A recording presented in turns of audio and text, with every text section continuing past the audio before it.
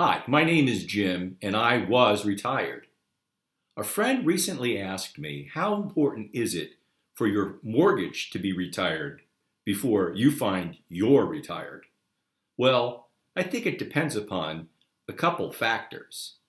What is the rate? And how does that compare to the other rates that you're paying and the other rates that you could earn? In other words, which rate rates? Stay tuned to this video to find out why I believe it's important to pay down that mortgage to make you more resilient if you're ever forced into retirement.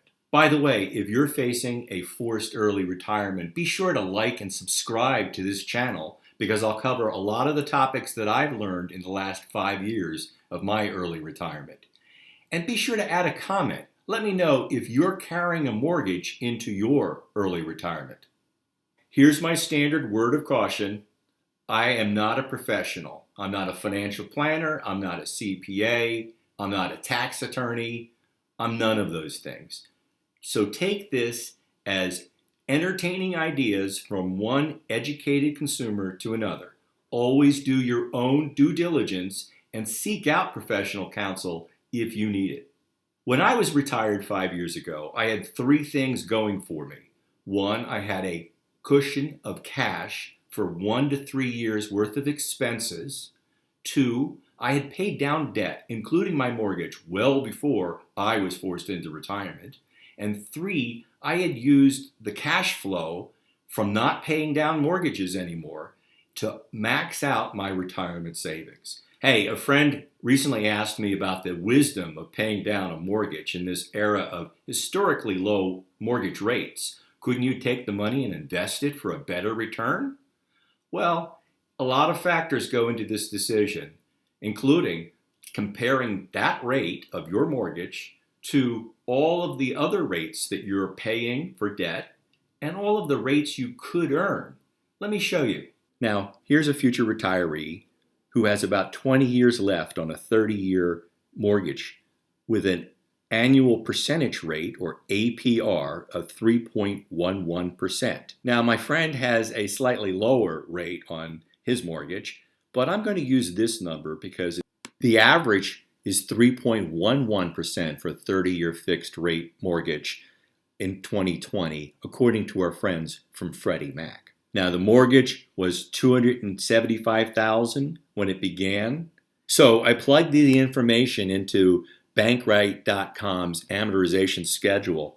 Let's just go ahead and put a 275 in there for 30 years with an interest rate of 3.11%, and you calculate, comes up with the monthly payment. And it also, if you look at the amortization schedule, you have about $210,000 left on the loan 10 years into it. Most of those payments have been going towards mortgage interest and not paying down the loan.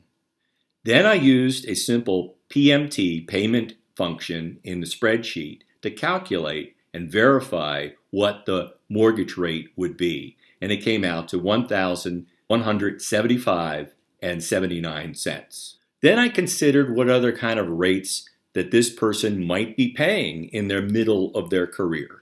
So I supposed he had about a $12,000 credit card debt.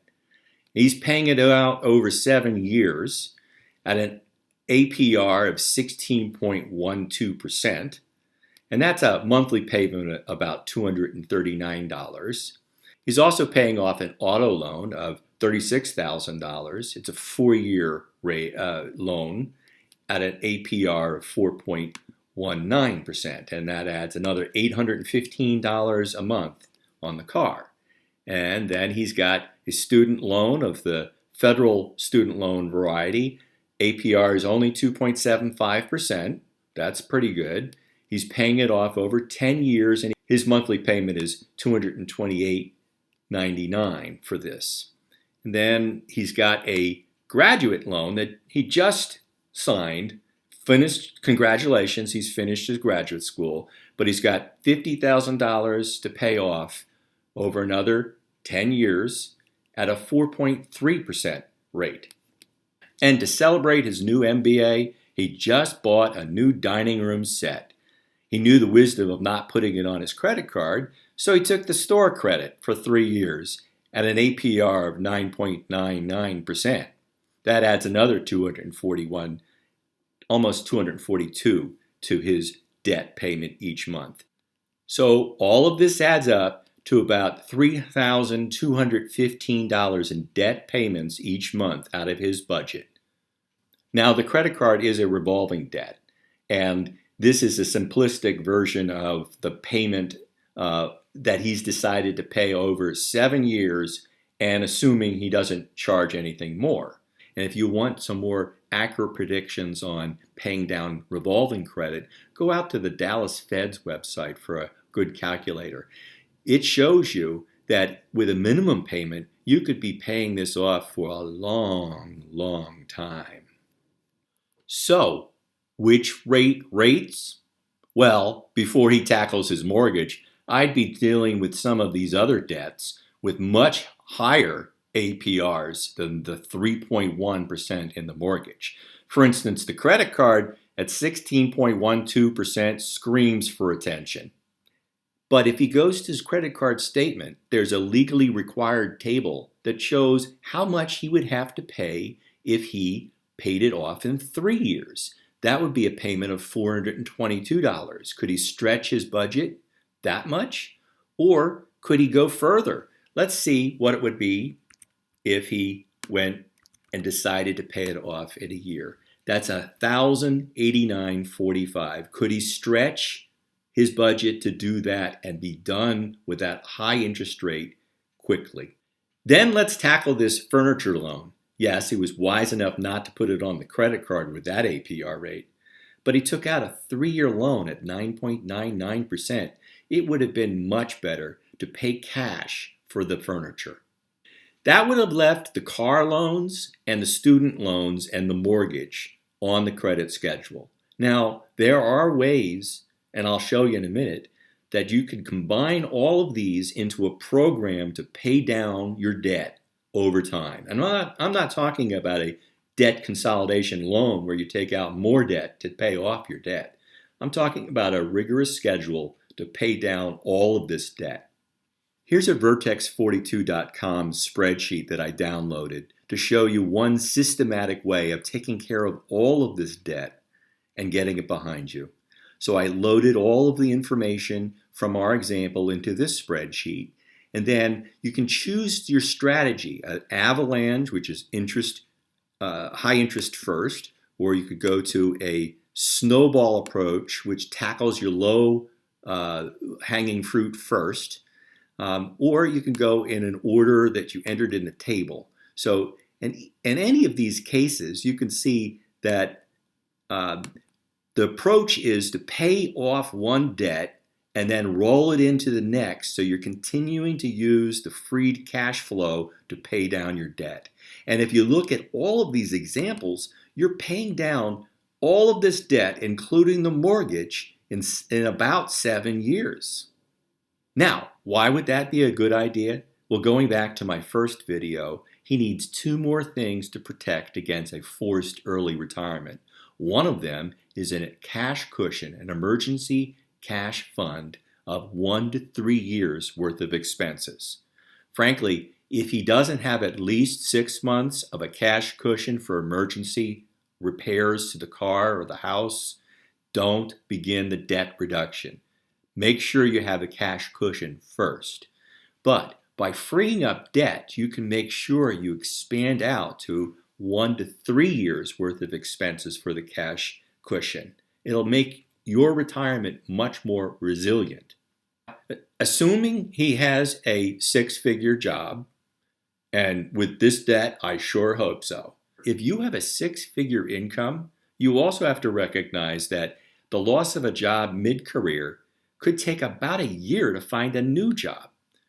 And the closer you get to retirement, the more likely it could be a forced early retirement. And that's why up to 3 years worth of living expenses should be put aside for cash. And the second reason why paying down all that debt is so important, beyond the cash cushion, let's assume he has a cash cushion, is to max out retirement savings.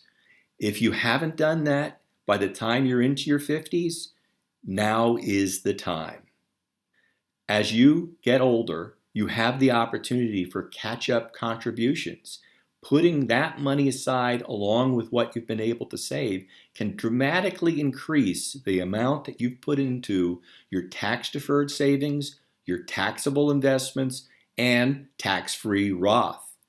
Many people think that with a mortgage rate this low, you can use the cash flow to invest in the market. After all, if you compare this mortgage rate to what your 401k might be earning right now, it sounds like a great idea, right? Well, compare this number, the 3.11% in this APR example, to what you might earn on a fixed income investment. This is part of the fixed income part of your portfolio. So it's not fair to compare it to the what you might earn on the S&P 500. Compare it to things like CDs, corporate bonds, government bonds. If you can get a rate better than your mortgage rate in those investments, more power to you. But can you do it over the 7 years that it would take to pay off this loan? Can that be a guaranteed rate like the mortgage rate would be? Some people think that you can keep this mortgage going so that you can deduct the mortgage interest. They're keeping a 30-year mortgage so they can take the tax deduction. However, with today's standard deductions as high as they are, fewer people are taking the deductions. And as the mortgage matures, more and more of your payment goes to principal, not interest. And so it's a waning tax deduction. So on that amortization chart I looked at, about 10 years in, you'd be paying about $6,500 a year in mortgage interest. Does that equal what your standard deduction might be? Paying off the mortgage also gives you all of the equity to your house, and that makes getting a home equity loan or a reverse mortgage later in your life much easier if you're not carrying a mortgage into retirement. Finally, consider cash flow in a forced early retirement. If you find yourself suddenly retired, do you want a monthly budget that includes $1,175 a month going towards the mortgage? Or would you breathe a lot easier knowing that this big expense is no longer needs to be factored into what you need to spend each year for your retirement? Remember, cash flow is king in retirement. If you can reduce the cash flow required, you can survive more easily. I'm going to concentrate on ideas like these, on lessons I've learned during the last 5 years of my forced early retirement. That's why I call this series, I Was Retired. If you'd like to tune in and follow along, please like and subscribe and comment. Let me know your questions you're facing about the potential of a forced early retirement. Thanks.